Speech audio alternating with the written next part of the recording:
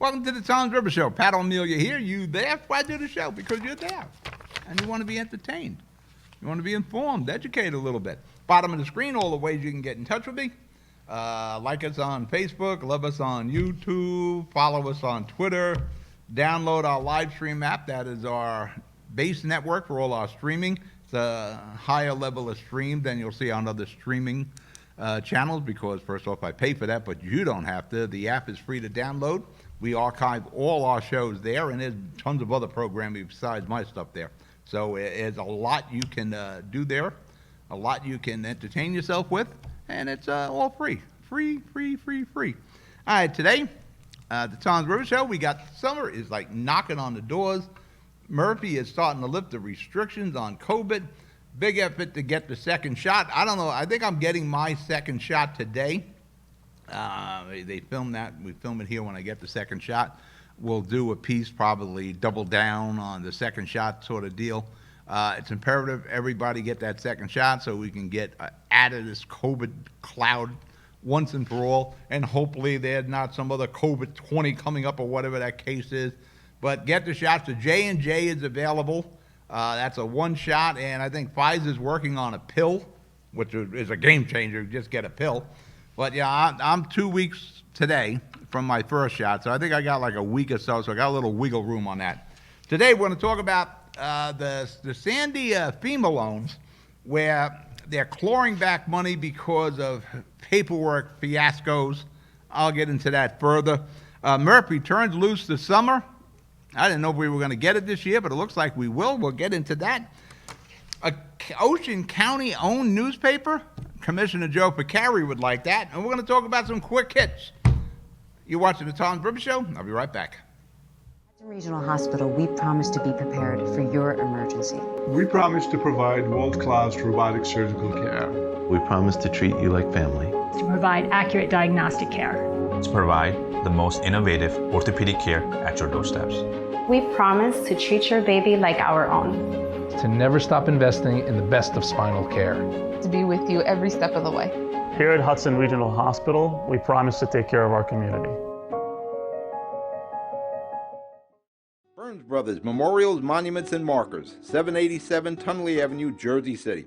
Hudson County's only monument maker, serving all faiths and cemeteries. Design, studio, and large inventory on site. Cemetery inscriptions and custom orders welcome. Burns Brothers Memorials, Monuments, and Markers, 787 Tunley Avenue, just south of Secaucus Road. Craftsmanship that will last for all eternity. Burns Brothers, Jersey City, Albert H. Hopper, North Arlington. Visit us on the net. Consumer Carpets, 3408 Kennedy Boulevard in the Jersey City Heights. Your one-stop store for residential and commercial floor treatments. Carpeting, linoleum, tiles, laminates, hardwood floors, area rugs, remnants. All major brands, all in stock.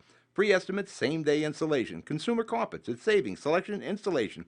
Credit cards and debit cards accepted. Financing available. Consumer Carpets, price to fit your budget, installation to fit your schedule. On the net at consumercarpets.com. Consumer Carpets, Jersey City, 201-792-2712. We're back. You're watching the Tom's River Show. Pat O Melia here. I'm at the Hudson Media Group studios today. We have a very busy day up here, and I'm short manpower because of vacations.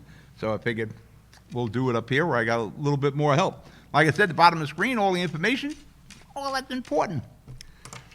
Forgiving Sandy loans from FEMA and all the assistance that was given 10 years ago to the homeowners, Manahawkin. I think every house in Manahawkin was destroyed. I remember John Camera was the BA at Seaside Heights when Sandy hit. And I think it was about 2 or 3 days later, they let me go over to Seaside Heights, go over to the bridge. You had to have a little pass. We had like an old beach pass. That was the sign that you were allowed to go over the bridge. And I get up there, the boardwalk is a disaster. But most of the stands were okay. There was flooding in town. By the time I got there, the water, of course, had receded. And I'm telling John, I said, it's devastating how much damage there is here in Seaside Heights. And he says, you haven't seen nothing. Take her right up to Manahawkin. He said everything was wiped out there. And it was incredible to look at Manahawkin. I mean, houses were upside down. Houses were like ripped in half. The left side of the house was standing. The right side was gone. And there was only so much insurance, and the insurance takes forever to get paid. This government stepped in. They were helping with loans, low-interest loans, FEMA loans, And if you had ever figured out, if you ever had to fill out a government form, you'll understand why there is an issue with what FEMA is thinking needs to be clawed back. Unbelievably, the entire New Jersey delegation, anybody in New Jersey, from senators to congressmen, whether they're Democrat or Republican, are all supporting forgiving these FEMA loans. Now, what FEMA's been doing, the government's been doing, is clawing back money because of paperwork. As I said earlier, if you ever had the misfortune of filling out governmental paperwork, you understand on how ridiculous it is. I had just filled out some RFPs for governmental work with the studios. It was like 60 some odd pages of nonsense, where only like 8 pages meant anything, but there was so much stupidity. And actually I got it written here, and I didn't have a word for it. Ridiculous paperwork topped with stupidity. That's what a lot of this government paperwork is. And what happens, it's built upon over the years. Somebody, in the paperwork I was filling out, some of it went back to 2004. And there was a clause, somebody would cut and paste, and it became almost absurd, the paperwork to fill out. And it was incredibly frustrating. And the other thing, during COVID, you're trying to limit human contact, person-to-person contact. So you're filling out these forms, and they're PDFs.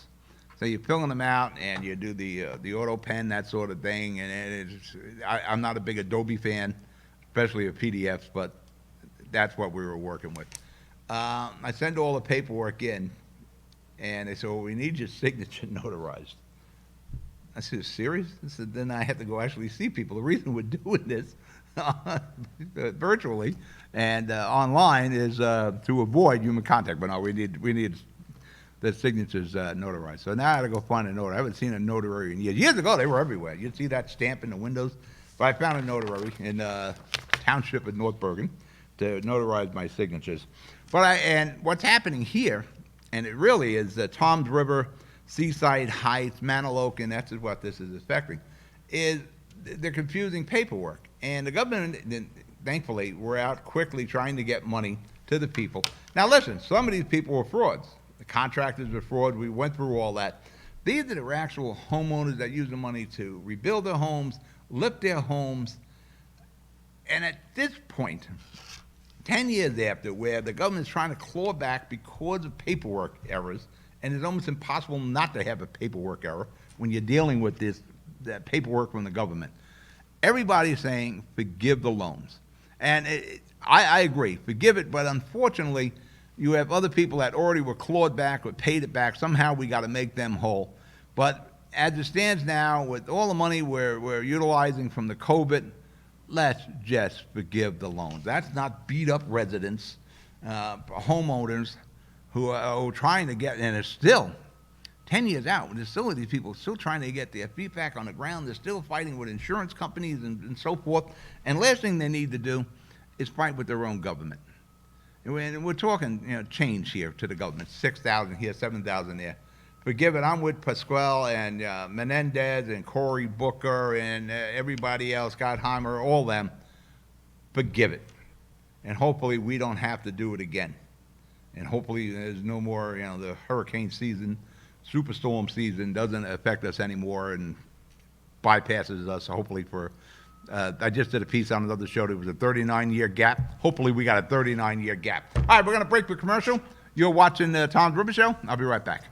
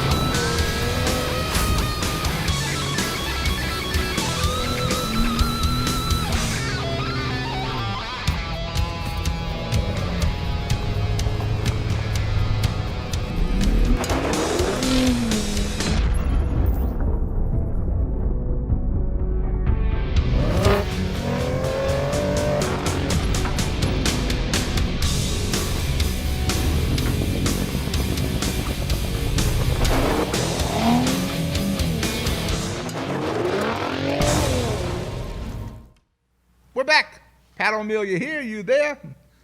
Ice cold coffee here? I'm like the inventor of ice coffee. Father Murphy, Governor Murphy, is finally releasing the stranglehold he has on New Jersey. But our numbers are going down. I think we have vaccinated with both vaccinations, the two-parters. I think 30% of the population has been vaccinated. Somewhere in the 50% or so has the one shot in them. So we're getting there, and we've been social distancing. Our metrics are coming down. I think right now it's like 0.046, something like that. So Father Murphy, and even though Cuomo jumped the gun on Governor Murphy in the press conferences, he's releasing the stranglehold that was killing small business. There's two processes killing small business right now. Restaurants, they're going to be able to open. Well, let's sit with the notes here. He's relaxed the restrictions. You can now go to the bar again and lean against the bar, but you still got to do the social distancing.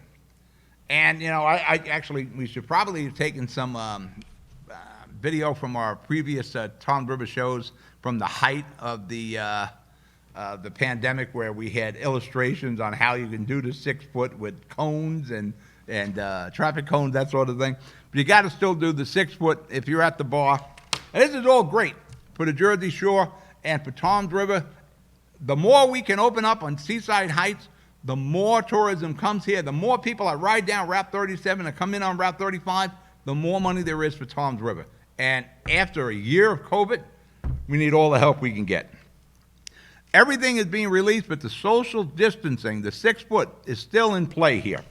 All outdoor limits are relaxed. They expire as of May the 19th. So restaurants, you're full. But again, 6 foot, which becomes kind of difficult in some of these restaurants with, 6 foot of difference between the tables. That's going to be something to work on. But at least you're back to 100%. You just got to figure out how to spread it out, that you're still doing the social distancing. You can go back to church. But listen, don't go back to church unless you're completely vaccinated, whether you got the one-shot J&J or the two-shot Pfizer or Moderna. If you got one in you, still be careful. Stay away from church until you are vaccinated. Missteps and carelessness, we think we're out of the dark. We're not out all the way here yet.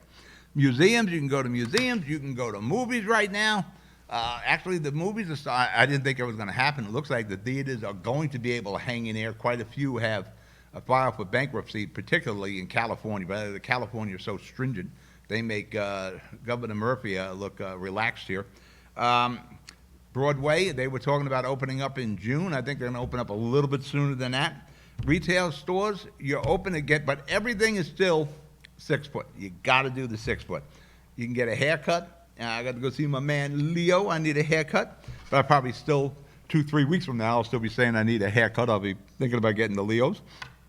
And when we talk about the boardwalk, the arcades are at 100%. The stands are at 100%. The restaurants, you can get into the Beachcomber, you're at 100%. JR's, Jimbo's, the Spicy Cantina, the Coin Castle, everything at Seaside Heights as of May 19th, 100%.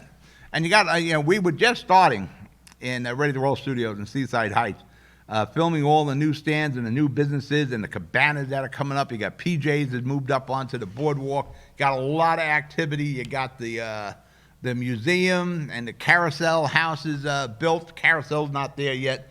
There's a lot going on. So all the amusement venues in Seaside Heights will be open. The gyms will be open. The casinos, you can go and lose your money in person instead of doing it online. Actually, online, not too bad. Except for me. That casino blackjack. One night I won $1,700 and I wound up giving back $600, so I stopped. Ever since then, I've yet to have a winning night with the online blackjack with FanDuel, but I only bet like $25 the whole night. I lose my $25, I'm out. Indoor and outdoor swimming pools, they are open, and there's going to be a big swimming pool at Seaside Heights down by the Combata complex. All those little structures in the middle of the boardwalk down by the Beachcomber, they're all rented out. So you can book your vacation in Seaside Heights. Have no concerns. Everything will be open. Got a lot of new places to eat. You got that cabana deal. You got a macaroni and cheese stand. You got a french fry stand. In Seaside Heights, all the concerts will be in place. For that matter, I got to see if I get my buddy Greg's band a gig down there. All the beach events, the fireworks, everything's in play in Seaside Heights. Have no restrictions because they have no reservations. There will be no restrictions, so you can make your reservation for Seaside Heights. We're going to break for commercial. We'll be right back. Good Friend Self Storage in North Bergen, New Jersey is a fully climate-controlled facility equipped with state-of-the-art security, packing supplies, a Refer a Friend program, and multiple loading docks convenient for commercial use. Located just off of Route 3 at 4301 Tunnelly Avenue, Route 1 and 9. Call 201-867-2444 or visit us on the web today. Good Friend Self Storage. Let us be your good friend. PenPen Properties, Jersey City. Shaping the workplace with state-of-the-art office spaces that address your company desires. Building residences that define your home environment, adjacent to all modes of transportation with on-site parking available. The right address, the right lease. Call 201-521-9000 or visit online at penandpintoproperties.com. PenPen Properties, building Jersey City for everyone. We're back. Pat O Melia here, Tom's River Show, taping in the Hudson Media Group studios here in North Bergen. My buddy, Commissioner Joe Picari, he is talking about having Ocean County have their own newspaper. Ocean County Gazette, whatever you want to call it. What Joe Picari is concerned and why he's considering this, and he's brought it up at a commissioner meeting that the county should start their own printed newspaper, is Joe Picari writes a lot of press releases. He is probably the most prominent press release commissioner in Ocean County. You know, Joe will write on the average of 250 press releases a year, where I guarantee you, Jenny and Quinn and the rest, they do 10. It's a lot. But of the 200 so press releases that Joe Picari writes, maybe 20 make it into the paper. In this case, the paper being the Asbury Park Press. There aren't a lot of newspapers left. So Joe was getting upset that his press releases aren't getting out there. Somebody may want to tell Joe Picari, I should, when I talk to him about social media.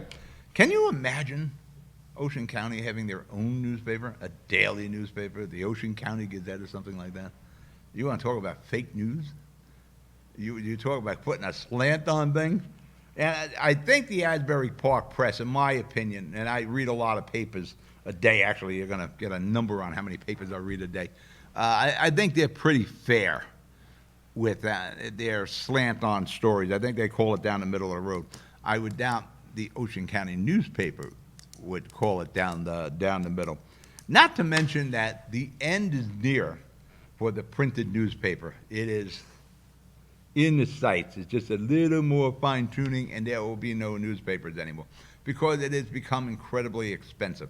When I was a kid, I used to sell the Daily News down by the White Manor in Jersey City for a nickel. I would buy that newspaper, I think, for 3 cents, and I sold it for a nickel, and usually you got a nickel tip. And this is when a nickel was a nickel. Not the case anymore. I'm considering going digital. Now, I like having a newspaper in the morning. I like, my stack of newspapers. I start reading them during breakfast. Then after breakfast, I read it with my coffee. I like reading the paper. I like to read all the news. I like to have different slants on it because there's a big issue with the media today. It's not like it was in the old days when you could trust your newspaper or your 5 o'clock, 6 o'clock news. There's no Cronkites, there's no Binkleys, there's no Grimsleys, there, Bill Butells. Those guys are gone. We have agenda-driven media now. And it's up to you to try to absorb all the information from all the media and make a decision based on the available information. But I'm thinking about going digital. I spend on the average of $9.50 a day on newspapers, $11.50 on Sunday with the Daily News. That's $68.50 a week I spend on newspapers. I could go digital, and it will cost me $49.99 a month, as opposed to what I'm paying now. It's astonishing when I actually wrote down the numbers. I'm paying almost $300 a month in newspapers. $296.69 I spend every month. So I'm spending like over $3,000 a year in newspapers.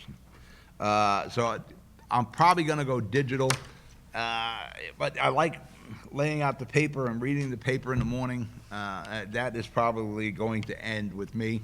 And the papers I read the Record, I read the Asbury Park Press, I read the Jersey Journal, the Daily News, and the New York Post. And occasionally I'll grab, well, if there's a freebie paper in there, I may grab that. The Hudson Reporter on the weekends, I may grab that. It would save me a huge amount of money a year. But, I'll probably have to get a tablet because, I'm reading on the digital as I get the Post on my phone, and I have the Asbury Park Press is now on my phone. I read that on my smartphone, but that's not really, I'm 63 years old here. Smartphone is good size screen, but it's not as big as you would like. So I'll probably have to get a tablet.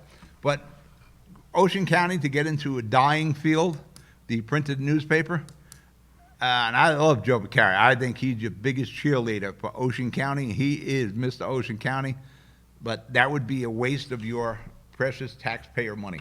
For that matter, I would rather see the Ocean County Commissioners offset your property taxes by not doing that. Give whatever money you're going to set aside, but there's a lot to put a newspaper out. There's a lot of personnel involved. Give that to the people.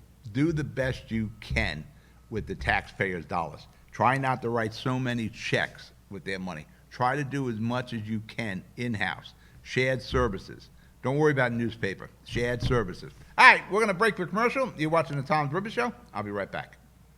Newport, the luxury waterfront community on the Hudson River, offers the quality of life you deserve in 10 high-rise rental towers with amenities such as the on-site Newport Path subway, light rail and ferry service, Newport Town Square, 3 playgrounds, dog run, upscale restaurants, retail giants like Sears, JCPenney, Macy's, and Target. Morton Williams Supermarket is just outside your front door. A health and fitness club, spa, skating rink, and medical facilities are also on site. NewportNJ.com. Enjoy the New York skyline from Newport Town Square. Manhattan is just one path stop away or quick ride through the Holland Tunnel. Nursery and private elementary schools all on site. 12-screen movie theater at the Newport Center Mall. Want to visit Newport? Stay at the Westin or Marriott Hotel. Go to NewportNJ.com for details. Newport has luxurious towers, great restaurants, shopping, New York skyline views, schools, playgrounds, a marina and yacht club, gym, spa, fine wine, fine living. It's incredible. It's you. NewportNJ.com. Newport, live like you want. We're back. Pat O Melia here. You there? Hudson Media Studios. Quick hits. This is where, like, miscellaneous stuff we throw in for the last segment. My man, the Toms River cultural icon, the Blue Line guy, was in trouble again. This time over YouTube videos. Now, I think there was 3 or 4 of them. And if you want to go find them, they are Toms River Police are the best on YouTube. I'm a part of that. There's a gentleman there. Is one clip of news coverage of the Blue Line painting that he did on Hooper Avenue. And now he's in trouble because there was a clip about a homemade bulldozer knocking down some government buildings in Colorado, and there was a threat that he was going to make Toms River's building and the county buildings upside down. I don't know how much of a legitimate threat that is, that he was going to build his own bulldozer. Why would he even build a bulldozer? They lay them around everywhere. You see bulldozers just sitting around for weeks on end. It's amazing. Those things probably cost a couple of $100,000. But you'll see them sitting at a construction site, just sitting there day after day after day. So hopefully, my Blue Line guy isn't in too big of trouble. There's the Blue Line right there. New Jersey. There it is. There's the Blue Line. Did a good job painting that. Actually, I thought he got 11 cans of spray paint. No, he got 11 gallons, allegedly, 11 gallons stolen from a Home Depot in Toms River. I don't know how you walk out of there with 11 gallons of paint. The average price in New Jersey of a home has gone up about $100,000 in a year. Now, what drove that? I'm glad I got my kids into real estate. told me, guys, invest in real estate. And they did. They bought a house down in Seaside Heights, and I get these messages from Zillow all the time. Yeah, the house is appreciated. It's a good investment. $100,000 a year. What drove that kind of increase in home ownership and the price of homes? The pandemic. The pandemic and crime when it comes to New York City. New York City, it's a scary city over there now. Hopefully it doesn't reach over to here to New Jersey. But people were escaping from New York City and North Jersey, the urban centers, the cities up here, Jersey City, my city, Patterson, Newark, because of the pandemic. New York City, pandemic, crime, and taxes. And Cuomo just put a budget out there, more tax money. And you know, they keep hitting the wealthy. Listen, I'm no millionaire, I'm like 100-aire.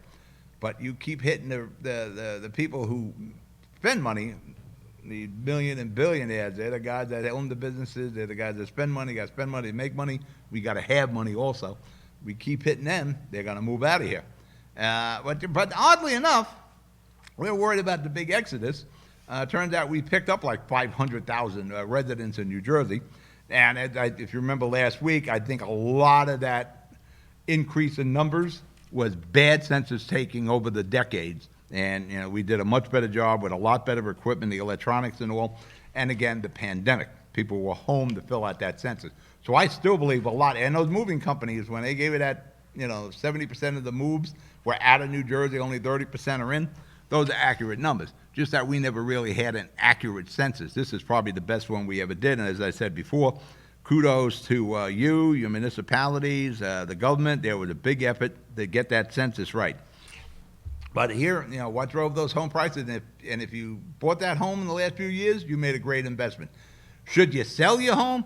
I doubt it. Where are you going to move? You're going to get the same kind of investment if you sold your house and bought another one? I don't know. And probably not the best time to buy, because I know down in South Jersey, like in Seaside Heights, on the river, homes are going real quick. It's certainly a seller's market right now. Hopefully, as we get out of the pandemic, it'll come down a little bit so young couples can afford to buy a home. Tom's River. This Tom's River School Superintendent search and influence is ensnaring everybody here. Everybody's made a phone call ahead of lunch trying to influence who the next Tom's River Superintendent is. Now, some people are still talking about Dan Roderick. He was involved. He's a teacher. I don't have a problem with councilmen or council reps or the mayor getting involved with this superintendent search.